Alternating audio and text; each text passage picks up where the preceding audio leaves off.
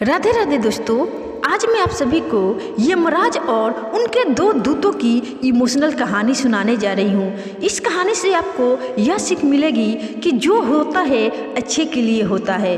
दोस्तों, इस कहानी को आप पहले तो सुनेंगे तो रो देंगे, लेकिन ज्यों-ज्यों इस कहानी में आप आगे बढ़ेंगे आपको यह ज्ञान मिलेगा कि जो होता है अच्छे के लिए होता है। दरअसल दोस्तों, एक बार मृत्यु के देवता ने अपने दूत को पृथ्वी पर भेजा। एक स्त्री मर गई थी, उसकी आत्मा को लाना था। देवदूत आया लेकिन चिंता में पड़ गया, क्योंकि उस दूत ने देखा कि 3 छोटी छोटी लड़कियां जुड़वा एक अभी भी उस मृत स्त्री से लगी है। एक चीख रही है, पुकार रही है और एक रोते रोते सो गई है। उसके आंसू उसकी आंखों के पास सूख गए हैं। 3 छोटी जुड़वा बच्चियां और एक स्त्री मर गई है और कोई देखने वाला नहीं है। पति पहले ही मर चुका है, परिवार में और कोई भी नहीं है। इन 3 छोटी बच्चियों का क्या होगा? उस दूत को यह ख्याल आ गया तो वह खाली हाथ वापस लौट गया। उसने जाकर अपने प्रधान को कहा कि मैं ना ला सका, मुझे क्षमा करें, लेकिन आपको स्थिति का पता ही नहीं है। 3 जुड़वा बच्चियां है, छोटी छोटी, वो भी दूध पीती हुई। एक अभी भी मृत शरीर से लगी है, दूसरी रोते रोते सो गई है और तीसरी अभी भी चीख पुकार रही है। मेरा हृदय ला ना सका। क्या यह नहीं हो सकता कि इस स्त्री को कुछ दिन और जीवन के दान दे दिए जाए, ताकि उस स्त्री की 3 लड़कियां कम से कम थोड़ी बड़ी और हो जाए और कोई भी उस स्त्री के घर में देखने वाला नहीं है। तब मृत्यु के देवता ने कहा, अरे मूर्ख, तू अपने आप को समझदार समझ रहा है क्या? तुझे ये पता नहीं कि सभी को अपने कर्मों के हिसाब अवश्य देना होता है। सभी को अपने कर्मों के हिसाब से मरना, जीना, सुख दुख होता है। तुमने तो सबसे बड़ा पाप कर दिया है।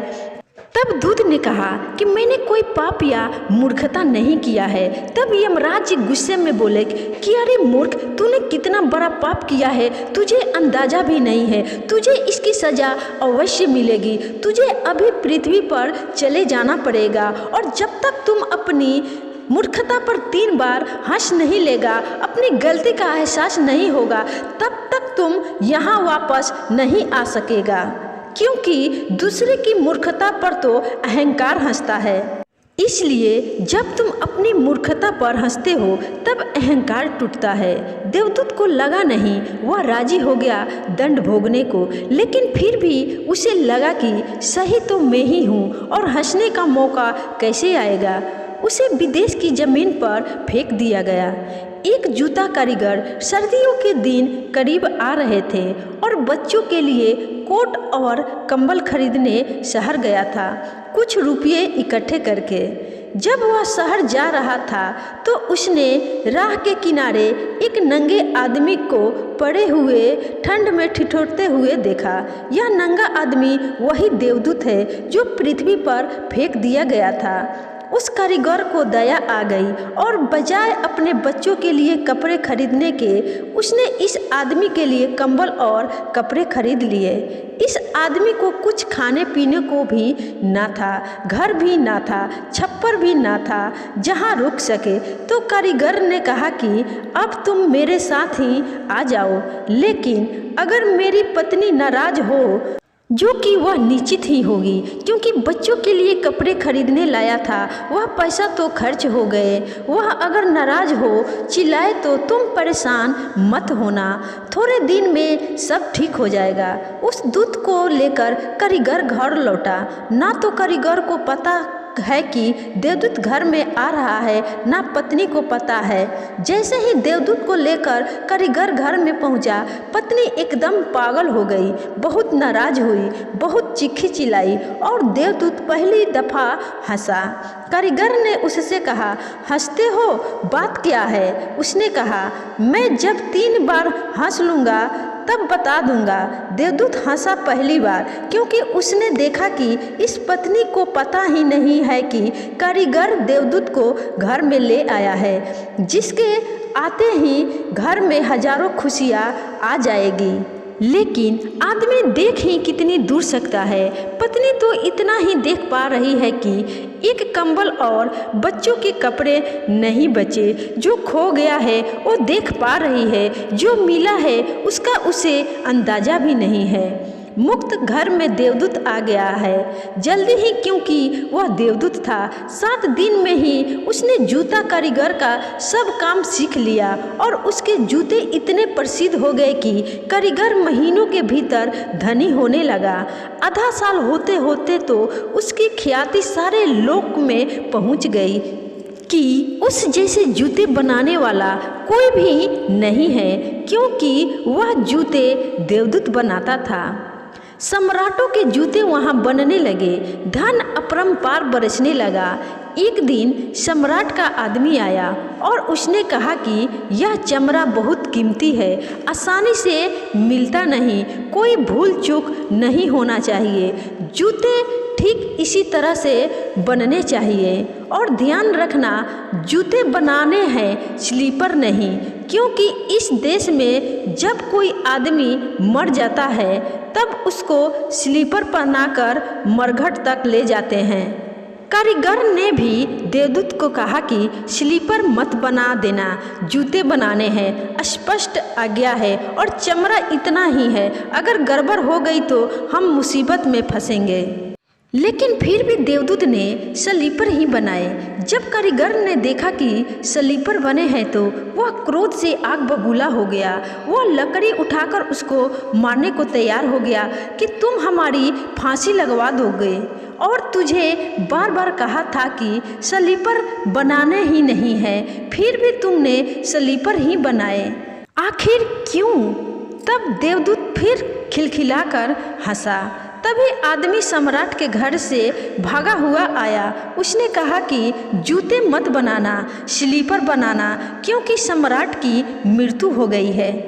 भविष्य अज्ञात है, सिवाय उसके और किसी को ज्ञात नहीं, और आदमी तो अतीत के आधार पर निर्णय लेता है। सम्राट जिंदा था तो जूते चाहिए थे, मर गया तो स्लीपर पर चाहिए।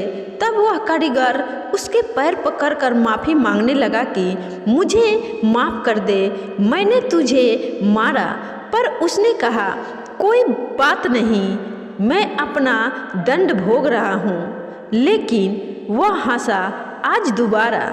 कारीगर ने फिर पूछा कि हंसी का कारण क्या है? उसने कहा कि जब मैं 3 बार हंस लूँ तब बताऊंगा।